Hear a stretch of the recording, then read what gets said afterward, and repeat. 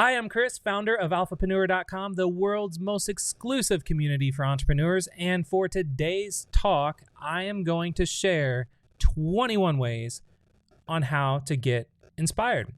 And if you're tuning in live, I would love to see you add to this list and really share ways that help you get inspired in the chat box.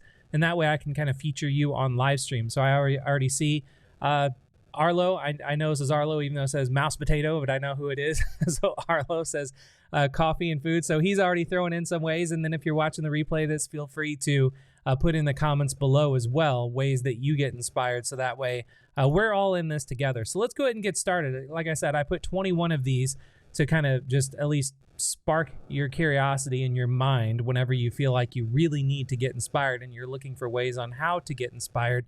The first way is to pick the worst idea. Now, risks aren't all that bad, and especially if you're an entrepreneur, or I should say an alphapreneur, risks aren't bad. I mean, I'm sure you've had ideas for businesses where you're like, I don't know if it's going to work or not, or you have like all those voices in your head where you feel like it's just, you should probably move on. Well, don't let those voices in your head prevent you from trying out an idea. So you see here the pet rock.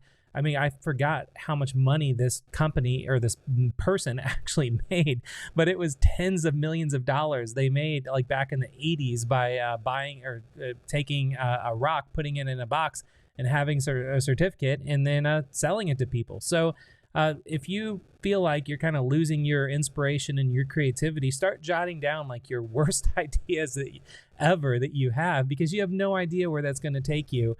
If you actually not necessarily implement that idea specifically, but there might be parts of that idea that can then blend over to what it is you're ultimately trying to accomplish or achieve. Number two is to make small bets. And what I mean by this is to conquer the hills, not the mountains. So there's a lot of entrepreneurs out there that they have these big lofty goals, like they want to, make 10 million a year, or they want to, get to $100,000 a month. And they're all these like income goals, or they may want to have a Ferrari or a Lamborghini or a yacht or any of that stuff. But the thing is like those are mountains to accomplish, and those are mountains for things that you want to get. And think about all the hills that you're going to have to go over along the way and through the journey to be able to get to the mountain or to get up to the top of the mountain, and make small bets on those hills and have things that are just going to put a smile on your face and inspire you as you begin or continue your journey to what it is that you ultimately want to accomplish. Number three is to question everything. You want to test even the craziest ideas and then improve. Because if you remember when you were a kid, you've probably asked 1,000,001 questions. My 7-year-old Cammie right now, she asks what for everything. And then if you answer her what's, then she asks why. And then if you answer the why, she's saying how. And if you don't have kids, you have to think about when you were a kid, how many questions did you ask when you were young? And if you have kids, you know exactly what I mean. And then as we grow up, unfortunately, going through the school system and the education system and all of that, we lose that inspiration to have like questions about things, because everything is, we're being told things are this way or that way. And then you stop questioning things, and then you're really losing your imagination and your creativity that you had when you were once a kid. So really take time to really just question as many things as you can, and even test the craziest ideas that you might not think are actually going to amount to anything. You would be really surprised, because the craziest ideas are usually the ideas that are going to allow you to break through and really achieve things that you did not think that you could previously achieve. Number four is to be a copycat. Now, what I mean by this is to not go out there and just completely rip off and copy somebody else, but you want to improve on what's already working. Now, I always use this analogy of, well, not really analogy, but Steve Jobs. So when Steve Jobs, when they were coming up with the iPod, what they did was they got all of their engineers to sit around a table, and they looked at all the MP3 players that were already on the market. And then they were like, okay, all of these have a lot of things similar. Like, you can play songs in MP3s, but there's a lot of things that they don't have, like touch screens and stuff like that. So then they made the iPod, which was a better version of what was already out there. And they did the same thing with tablets and the iPad. They did the same thing with smartphones and the iPhone. They did the same thing with smartwatches and the Apple Watch. So look at what's already out there and what's successful, but and lay it all out there on your table, and then think about what can you do to make something better than what's already out there? So that's what I mean by be a copycat.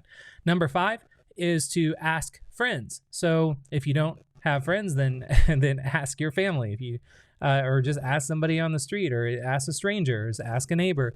New perspectives and new angles, or new perspectives are going to bring new angles for what it is that you're trying to put together. So, for instance, whenever I decided I was going to do this YouTube channel, Alphapreneur, and the whole idea was to inspire and empower entrepreneurs. Well, the first thing that I did was to reach out to a lot of entrepreneurs, both not very successful and then wildly successful, and ask them, just a lot of questions. I was questioning everything. Like, what is it that you watch whenever you're on YouTube? What kind of, are you watching how-to videos? Are you watching motivational videos? Are you watching, live streams? Are you watching the news? Like, what is it?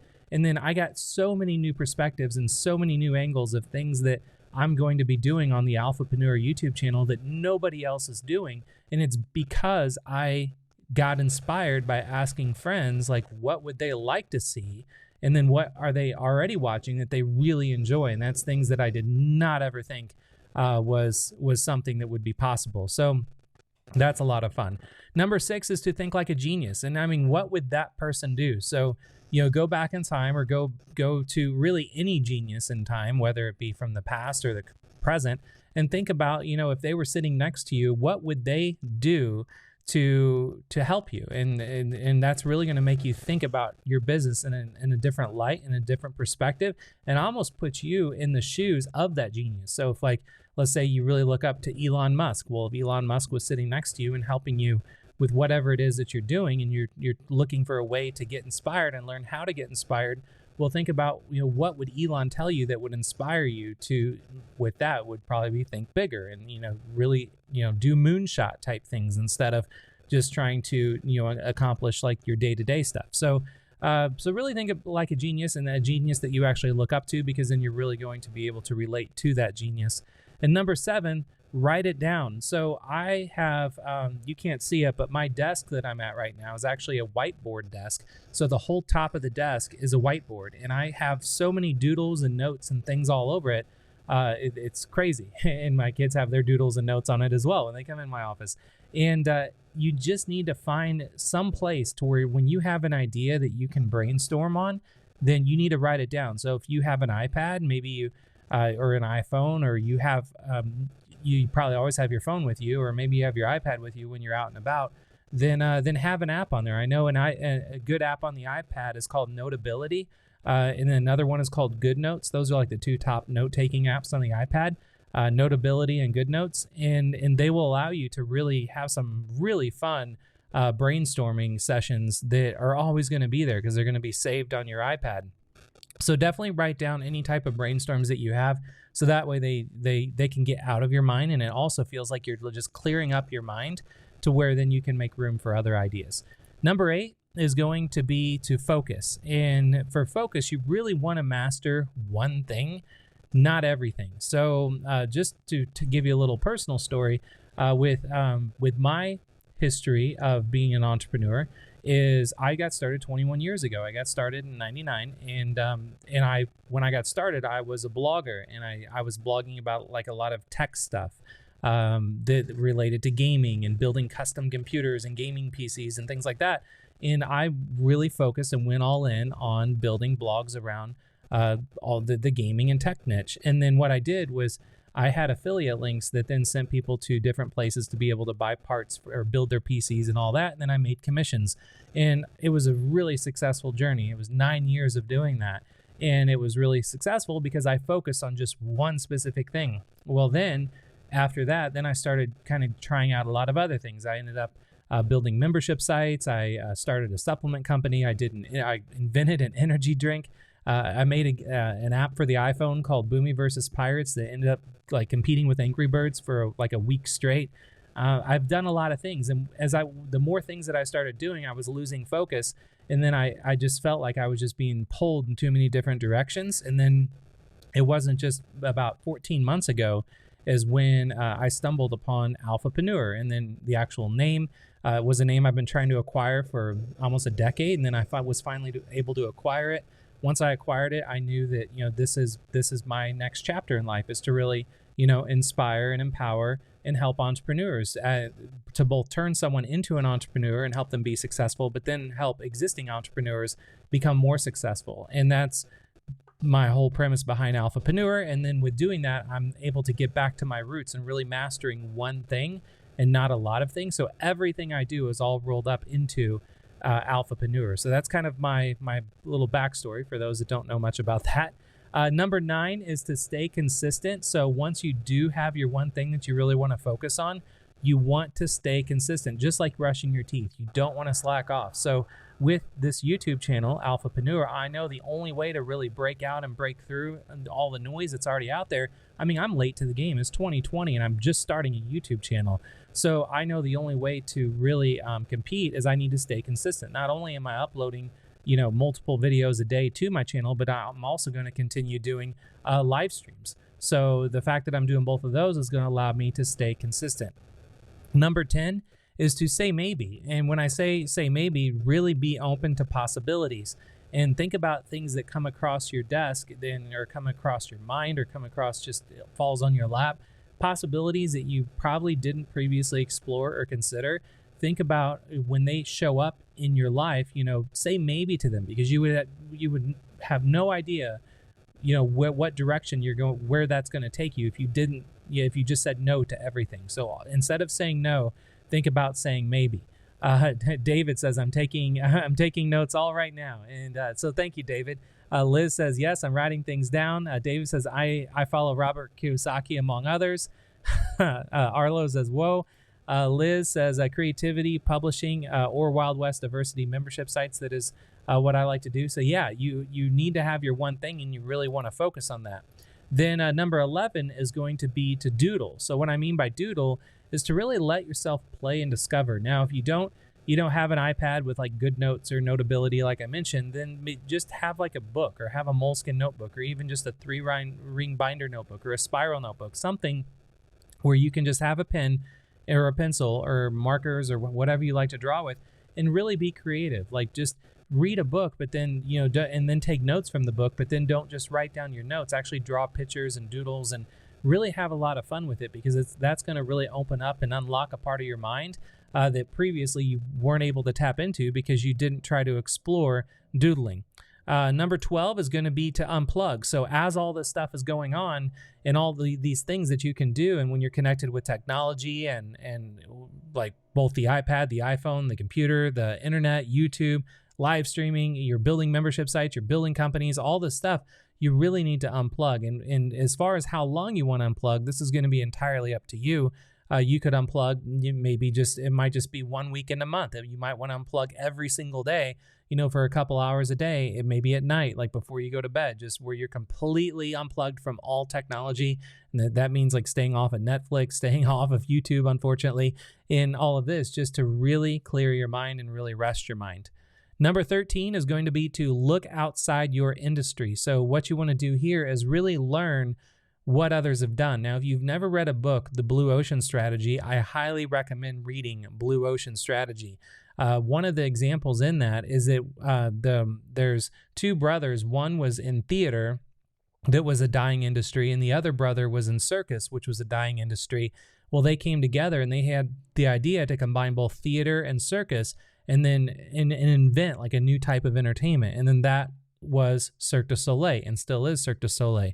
So the only way to really, not the only way, I would say one of the ways to really reinvent yourself and really to kind of take your industry to another level, another bar, is pull ideas out of other industries that you see that's working really well, and think about how you can either combine two different industries and make a new industry completely, which would be considered the blue ocean, or you can take other ideas from other industries, bring those into your industry, and just really be like an unstoppable force in your industry that wouldn't have been if you didn't think about looking outside your industry. Number 14 is to go for a walk. You should try to do this every day if you can, because walking really boosts your creative thinking, especially if you go walking and you're not listening to music or a podcast, or you're not talking to anybody. Just leave all your devices at home. If you have an Apple Watch or any smartwatch or Fitbit, leave all that stuff at home. Don't track your steps. Just be completely unplugged and then go out for a walk. And don't worry about how long you're walking for. Just walk until you're tired, or just do a big loop around your block, or go for a walk in the woods. But just try not to be so connected with timing everything and looking at things and checking your email and all this stuff while you're on your walk. You really need to just take a minute, take a deep breath, enjoy the fresh air, listen to the birds, look up at the sky, look at the trees, and just be in the moment. Number 15 is to be silent. So you can just do this at home, or you can do this once we're off this live stream. Just be silent, sit like this woman's doing right here. Close your eyes, have a window open just where you can feel the breeze on your face. You don't have to go out and then go for a walk. You could just sit and just be silent, and just do it for like a minute, and just do this every single day at a certain point of the day, maybe before lunch or after lunch, or like when you're taking a break from your work and you're just your day-to-day madness. Think about just a time where you can just be completely silent, and then it's going to be incredible on what that's going to do for you. And then Liz says, wow, I didn't know that story about the brothers. Yeah. So that was just one story in the Blue Ocean Strategy. The Blue Ocean Strategy, I try to read at least a book a week, and I've been doing that for a decade now. And the Blue Ocean Strategy is still my number one book out of every book I've ever read, both business, but also just for enjoyment in terms of opening my eyes to how certain things, like how certain businesses and ideas really explode and come up out of nowhere. It's usually not just because it was something like everything else that's out there. It's usually by some random, just moonshot idea that's never been done before, that is usually combining different technologies or different concepts and really making something new. So yeah, I'm glad you know about the brothers now. David says, to unplug, you'll need to be disciplined. 1,000%. You need to be disciplined if you do want to unplug, because it's really hard to do that. And it's even hard for me to do that as well. Number 16 is to forget perfect. Forget about being perfect, and just really act more and judge less about what it is that you do. So I'll tell you right now, just from personal experience, I've been wanting to be on YouTube for 15 years, ever since YouTube went live. I think it was like February 14th in 2005 was when YouTube actually like opened the doors. And I've wanted to go on ever since. But I just, as of a week ago, is when I actually started going on YouTube. Why? Because I looked at everyone that was really doing well on YouTube, and especially in the last couple of years, there's some people that just have some incredible channels. Everything is perfect. The lighting is perfect. The audio is perfect. They look perfect. Their background's perfect. Everything's like blurs out. I mean, everything looks so perfect. And I never got on YouTube because I was terrified that I couldn't compete with them. Like, how am I going to stand out if I'm not perfect like everybody else? And then, about a week ago, I decided, especially with right now we're going through the coronavirus and we're all on lockdown and all of this. And I realized, like, if I really truly want to help entrepreneurs and empower entrepreneurs and inspire entrepreneurs and to be inspiring, but get inspired back, like from all of you right now that are in the chat, I just need to do it. I need to forget being perfect, and I just need to put myself out there, forget judging myself, and then just know I'm going to be able to help people. So when I forgot perfect, and so this is something that I just did recently, I'm kicking myself now, because I wish if I would have done this back in 2005 and quit judging myself and judging how amazing everybody else is, God only knows how many people I would have been able to help, tens if not hundreds of millions of people by spreading messages and really helping as many people as I can. So forget being perfect. If there's only one thing you take away from this live stream, it is forget being perfect and just do whatever it is that you want to do. Number 17, don't wait. So nothing is holding you back. I don't care what excuses you might have. There is nothing that is holding you back from whatever it is that you want to accomplish, whether it be something you want to accomplish in your personal life, whether it be something you want to accomplish in your business life, whether it be something you want to accomplish on some new idea or company or thought that you want to, bring or put action on. Just don't wait. You just need to do it. There's no reason to wait. You don't know what's going to happen tomorrow. And if you keep waiting, you're gonna be in the same shoes I was in, where you waited for like 15 years and then you finally did it, and you're like, oh, this wasn't so bad. And then 15 years went by. Then you're going to constantly be thinking, well, what if I would have started back then? So definitely don't wait and just take action. And again, I'm speaking from personal experience. Number 18 is to just reset your goals. So I'm sure you have some goals in mind and you may or may not have written them down, but really just reset your goals on what it is that you want to accomplish. Because just like how everyone at the beginning of the year, everyone usually sets New Year's resolutions, or if they don't, they always think about New Year's resolutions and things that they're going to change. And when they do that, what happens to them? They usually don't stick to their resolutions, like I'm not going to drink anymore. And then they have a glass of wine then 2 days later. So, but when you say you're going to do this and you're resetting your goals at the beginning of the year, you usually feel excited, you feel motivated, you feel inspired, you're uplifted, you're looking at life different, you're walking with more of a pep in your step. Why does that only have to happen at the beginning of every year? That should be able to happen every single day. So even with your goals, just every quarter, or maybe at least twice a year, think about where you're at and the goals that you set, and then reset your goals, and then make your goals a little bit more attainable, or at least just bring them to the forefront. Because once you actually get your head down and you're in doing whatever it is that you're trying to do to accomplish your goals, you almost sometimes forget about your goals.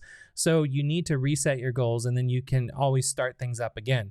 And like Liz said it perfect. She said, hope to start it up again in 2020. And David says, I think what might have been keeping me back is feeling like I had to measure up to the experts already on YouTube. Exactly. That is exactly what those were the voices in my head that prevented me to do what I'm doing right now. And I'm, kicking myself every day now, wishing I would have done this way sooner. Magnus says, this is what Frank Kern always says, which, by the way, Frank Kern is an awesome guy. If you don't know who he is, or maybe you heard of him, but you haven't kept up with him, definitely keep up and see what he's up to. That's like one of my first mentors that I had when it came to entrepreneurship. So forget perfect, just take your phone and make a video. So that is a great example. And then I was actually just watching a YouTube video about 2 hours ago of they were showcasing what was it? It was something that showed up on my YouTube channel of recommended videos. And it was should you start a YouTube channel in 2020? And what this guy did, I wish I could reference it because I can't remember off the top of my head, is that he showcased, it was 5 YouTubers that started within the last 8 months, and all of them have over 10 million subscribers right now. So, and most of them were all people that are recording with their iPhones, very low budget production stuff. So you don't need anything fancy and high tech. The whole reason I have a setup like I have right now and what you're looking at is because I geek out on this stuff. I'm passionate about learning technology and learning new things. So I figure if I'm going to do YouTube, I want to do YouTube my way. And I don't know anyone else that's doing live streams or anything like this. So I'm doing things a little bit different, but this is how I like to teach. And that's what really kind of, gives me a little differentiator, kind of like the Blue Ocean strategy and this whole Cirque du Soleil brothers. Arlo says, if these are the vids you're starting out with, these are great. So thank you so much, Arlo. I do appreciate that. Because this is, I'm just getting started. This is my second live stream. So I appreciate it. Number 19 is to read daily. So like I mentioned, I like to read at least one book a week. And the way that I can accomplish that is I read every single day. And then, to me, reading just really opens my mind, and it can open your mind to new ideas. So if it doesn't matter if it's a fiction book or a nonfiction book, for me, I like to actually, I like to read business books, and I like to read books about copywriting and all that, because I figure if I'm going to read, I want to read something that's going to allow me to kind of sharpen my blades and maybe add another tool to my tool belt. So I read things that I can actually apply in life. Whereas my 9-year-old, at night, we read every night, but we're reading illustrated Harry Potter books together. So, so maybe if you want to read fiction and nonfiction, break it up. Read one in the one type of book in the morning, one type of book at night. And you just, as long as you're reading daily, you'll be doing just fine. Number 20, listen to classical music. Now, there's not a lot of people know this, but with classical music, the reason most people don't know, why do people say listen to classical music? The reason you want to listen to classical music is because classical music is so complex. There are so many instruments. There's so much going on that it actually puts your mind in a state to absorb information, and not absorb information just like classical music information.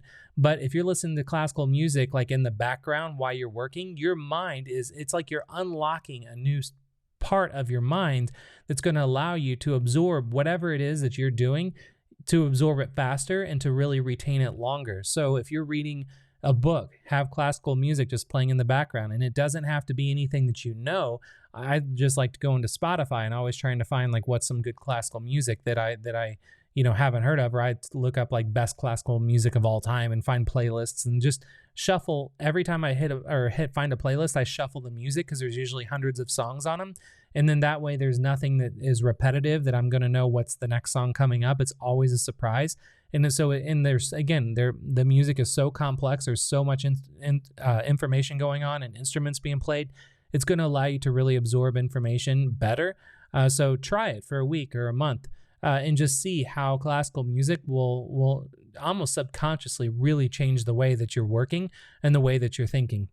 And number 21 is you need to meet others like you. So being an entrepreneur, I'll just tell you firsthand, it's not all glitz, glamour, and glory. It's a very lonely journey, and it doesn't have to be like that.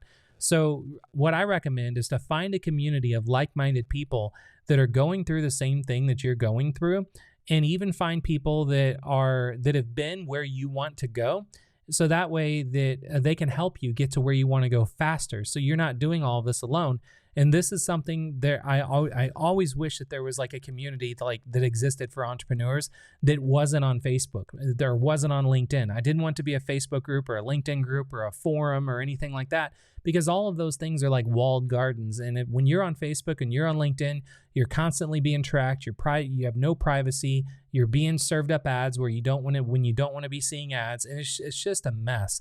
So I built a place called Alphapreneur, and it's the world's most exclusive online community for entrepreneurs. So if you don't have a place to go to meet other entrepreneurs, if you're an entrepreneur, then I definitely recommend at least taking a look at Alphapreneur, and you can always try it out for 7 days and see if it's for you. And then also, it's time for some comments. So I saw there's a lot of comments coming in as we were going through the 21 ways on how to get inspired. So those were my 21 ways that I could come up with to share with you on how to get inspired. So just to take a look here, we're just going to stick around here on the live stream for as long as there's comments. So if there's only like 2 or 3 more comments, we're going to be finishing things up. But if there is like a flood of comments that come in, we'll just kind of stick around for a little while. So Arlo says, he said that if these were the videos starting out with, he says earlier, if these are the videos you're starting out with, these are great. So thank you so much. Liz says, Frank rocks. Luke says, Blinkist is ace, 15-minute synopsises. You can read a library in a week. Yes, I love Blinkist. And that's actually, I personally like to actually read the books themselves, where I order them on Amazon. My wife's always getting on me about it because I've got so many, like every week there's like 3 or 4 new books that are coming in the mail from Amazon, because I can't get enough of it. Like I like actually opening the book. I always order hardcover because usually with hardcover books, they have like the book slips on the outside of them. And I always use the book slips as like the bookmarks. And I don't know, I just like everything about the tactileness of reading a book and then reading it like with a candlelight and a glass of wine. Like that's just how I do it. But I also do read Blinkist as well. So if I'm, somewhere where I don't have a book handy, but I do want to just catch up on something or just pass some time, I always take a look at Blinkist as well. So yeah, great tip, Luke. Magnus says, some business books can be very hard to get through. Yeah, so business books can be hard to get through. And what I recommend doing is just having a highlighter and having a notepad handy, or if you're at a computer, I use Evernote too. Sometimes I'll pull up an Evernote document, and it's just a lot of my I take notes and like actionable notes from all the books that I read. So that way they can be hard to get through, and some can be very, very difficult where you just don't even want to finish it. But I push through it knowing that I'm always looking for golden nuggets. And when I find a new golden nugget, I write that down. So it's almost like when I'm reading books, I feel like I'm like mining for gold. And when I really changed my thought pattern and thought about looking at books like that, I really enjoy reading books differently, knowing that I'm always looking for those nuggets of gold. So that's how I actually get through that's how I get through hard business books, like you mentioned, are hard to get through as well. David says reading is great, but can also be a challenge. Totally get it. But yeah, David says he's going to stick to it. Luke says white noise is also good for concentration, much like classical music is. Yeah, and then there's actually a lot of studies behind white noise and classical music combined. And the reason that I mentioned classical music on what step was that? Step 20. And why I mention classical music instead of white noise is because there's actually more studies behind the complexity of classical music. And when you hear all those instruments and you hear all of the stuff that's going on and like the depth in the music, it's really like unlocking your mind in different ways than just white noise is like the same noise just that's constantly going. White noise allows you to clear your mind, where classical music allows you to unlock your mind to really absorb more information. So that's why I mentioned classical music over white noise. Magnus says, I buy a lot of business books for sure. Magnus says, the spa I visit has a sunroom with white on everything, listening to classical. It's a fantastic rest. 1000%. So, and I would even, if I added more ways on how to get inspired to this live stream, I would have thrown in a spa in there. I would have thrown in going for I said a walk earlier, but I specifically like to walk through the woods. The reason I like to go through walks through woods, like if you have nature paths or anything around you, instead of just walking around like your neighborhood or walking on the street, walking through the woods, it's almost like classical music in the sense where there's a lot going on. You're looking at the ground. You're trying to make sure you don't trip over anything. I like to look into nature and look for animals. You hear all the birds. You hear so many different birds and bugs, and there's just so much going on. It gives you almost this euphoric experience if you look at it like that, that you can't get if you're just kind of like jogging or walking like on a track, inside a gym or something like that. Liz says, me too, but Kahlua or Amaretto. Sandra says there are some great books, both fiction and nonfiction, in the dollar store. Yeah, I never even thought to do that. That makes great sense. Like going to, a place that is, like a dollar store or a thrift shop.